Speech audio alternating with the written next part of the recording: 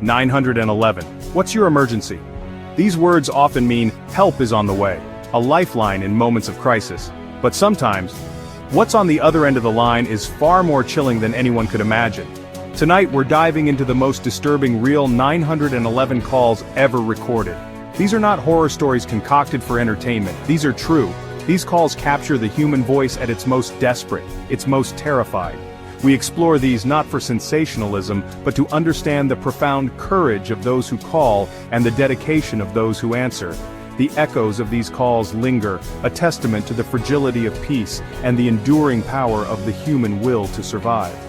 Join me as we listen to the whispers, the screams, the silences that paint a vivid, often harrowing picture of human beings confronting the unimaginable. We will tread carefully, respectfully, into these moments of extreme duress. For in these recordings we find not only terror, but also resilience, and a stark reminder of the unseen battles fought every single day. Prepare yourselves, for the journey ahead is a somber one, into the heart of true fear. In 2007, within a suburban home, a young girl found herself in a situation that chills to the marrow. She dialed 911, her connection to safety conveyed in hushed, almost inaudible tones. The dispatcher had to strain to decipher the fragile sounds. "He's in the house," she whispered, each word a monumental effort against the crushing weight of terror. "He's upstairs. I'm in the closet." Her voice trembled with a fear that is ancient and deeply ingrained in our species. She was hiding under a pile of clothes, a makeshift burrow in a desperate attempt to become invisible. The intruder was a phantom presence defined only by the sounds of his passage through the hallway. The dispatcher responded with measured reassurance. "Stay quiet, stay on the line." The minutes that followed must have stretched into an eternity for the young girl. The sound of creaking footsteps grew louder, signaling the intruder's approach. Imagine the suffocating darkness, the smell of fabric, the desperate hope of not being discovered. Then, an almost unbearable silence descended upon the line. The dispatcher could only wait, hoping against hope, while the police raced against this terrifying silent clock. Fortunately, this particular silence was not the herald of ultimate tragedy. The police arrived minutes later, their arrival shattering the menacing quiet. The intruder was apprehended. The young girl was found physically unharmed, a testament to her courage and the swift response. She had survived the ordeal, a small figure emerging from the darkness of the closet back into the light, forever changed by the experience. The acute terror had passed, but the echoes of such an event resonate long after.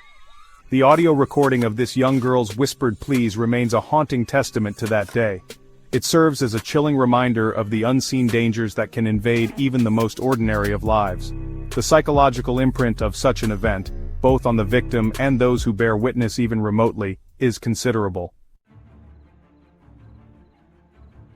The illusion of safety afforded by a personal vehicle can be shattered with terrifying abruptness. For one woman, her car became the setting for her final desperate moments. She placed a call to 911, her voice laced with a growing panic. She was not merely being followed, she was being hunted. "He's been tailing me since I left work," she managed to articulate. "I turned twice, he turned twice." This was a deliberate, menacing act by an unseen adversary. The dispatcher attempted to instill a measure of calm. "Drive to the nearest police station." Suddenly, the woman's voice escalated into a scream. "He's ramming my car." The chase had escalated from unnerving pursuit to violent, direct assault. The metallic shriek of tortured metal, the jarring impact of vehicle on vehicle would have been terrifyingly real. Then, the line was filled with the unmistakable, chaotic noises of a crash. And then, as suddenly as the violence erupted, the line went dead. Silence. A silence profound and chilling, pregnant with the unanswered question of her fate. 2 days later, the grim discovery was made. Her body was found. The pursuit had ended in the ultimate act of violence. The man, the faceless pursuer, was never caught. He remains an unknown predator, a ghost in the system. This call serves as a horrifying reminder of the predatory dangers that can lurk on our roads. The recording of her final moments stands as a stark and tragic document. Deep within a remote woodland, a cabin stood, intended as a refuge from modern life. Yet for one man, it became a theater of profound psychological torment. He placed a call to 911, his voice hysterical, fractured by terror. "There's someone in the woods," he gasped. "He's been standing there for hours, he's not moving, he's just..." watching. The image is deeply unsettling, a solitary figure, motionless, its gaze fixed upon the cabin. The police made their way to the remote location. They conducted a thorough search of the area, but found nothing. No figure, no footprints, no sign of any human presence other than the caller himself. The following night the emergency line rang again. The same cabin, the same man, his voice now imbued with an even deeper layer of terror. "He's back," he reported. "I locked the doors this time, please hurry." Once more officers were dispatched, but upon their arrival they were met with a chilling, inexplicable scene. The cabin was silent, the doors still locked from the inside. Inside they found the man. He was dead. The cause of his death remained elusive. There were no obvious injuries, no signs of violence. It was as if fear itself had become the fatal weapon. The only clue was his phone. It lay nearby, still recording. What sounds, what final moments might that recording hold? This case blurs the lines between a tangible threat and something far more insidious. Was the watcher a real person or a figment of a mind under immense stress? The isolation of the cabin, the persistence of the perceived threat, the man's escalating terror, and his ultimate unexplained demise. All these elements create a deeply unsettling narrative. It speaks to the primal fear of being watched, of an unseen, unknown entity that observes with silent, malevolent intent. The recording on his phone might offer some insight, or perhaps only deeper enigmas. The role of a babysitter often involves navigating the liminal space between adolescence and adulthood. For one 16-year-old, this ordinary evening task was destined to curdle into an experience of profound horror. She placed a call to 911, her voice tight with anxiety. "The clown statue. It's moving." The dispatcher responded with skepticism. "There's no clown statue in that house." This denial would have only amplified the babysitter's terror. If there was no statue, then what was she seeing? The call then abruptly dropped. The line went dead.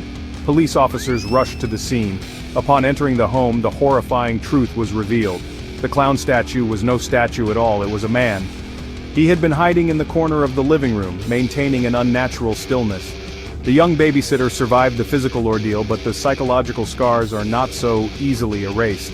The image of that statue, the slow dawning of its true nature, the face of the man beneath the clown paint, these are memories that would undoubtedly haunt her. The trust in ordinary surroundings and the safety of a home would be forever fractured. This incident highlights a particularly insidious form of predation, one that relies on deception and psychological manipulation. The clown costume, a disguise meant for amusement, was twisted into a tool of terror. The dispatcher's initial disbelief underscores the surreal nature of the event. It's a chilling reminder that sometimes the most outlandish claims can be horrifyingly true. In 2014 in Ohio, a series of events began to unfold that defied logical explanation. A house that stood silent and empty for 5 years began to spring to life with an unsettling frequency, repeatedly dialing the emergency services. Dispatchers started receiving dozens of 911 calls originating from this abandoned residence. These were not silent calls, nor were they clear pleas for assistance. Instead, the line carried a disturbing array of sounds, disembodied screams, faint whispers, and distant, ethereal laughter of children. Officers were dispatched to the empty house, but found it invariably dark, silent, and undisturbed. There was never any evidence of intruders or anyone in need of assistance. The mystery deepened with each fruitless visit.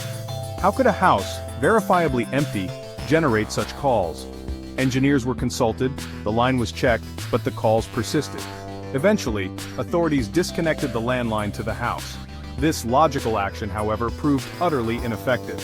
The calls continued, originating from the same source, now a technological impossibility. The persistence of these calls began to take a toll on the dispatchers. One in particular experienced a moment so profoundly disturbing that it led to her resignation. She swore that during one of these phantom calls, she heard a child's voice, clear and distinct, utter a phrase that would haunt her. "Help me, I can't wake up." The case of the Ohio ghost line remains an unsolved puzzle, a modern ghost story played out through the medium of emergency communications. It raises unsettling questions about the nature of consciousness and the possibility of residual energy. The house stood empty, yet it seemed to speak, its voice a chorus of disquieting sounds. The legacy of the ghost line is one of lingering unease and unanswered questions.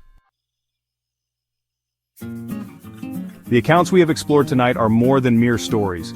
They are echoes of profound human experiences, captured in moments of extreme vulnerability.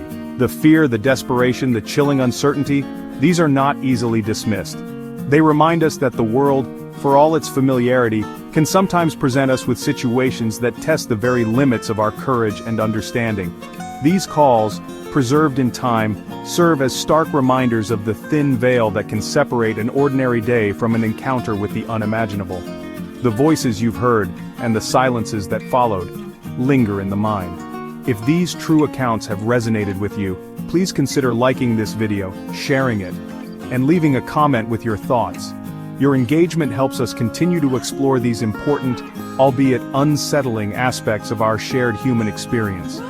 For more explorations into the real events that chill us to the core, I invite you to subscribe to this channel. We delve into these subjects with respect and a commitment to understanding the deeper truths they may reveal. Until next time, stay alert, stay aware of your surroundings, and above all, stay safe.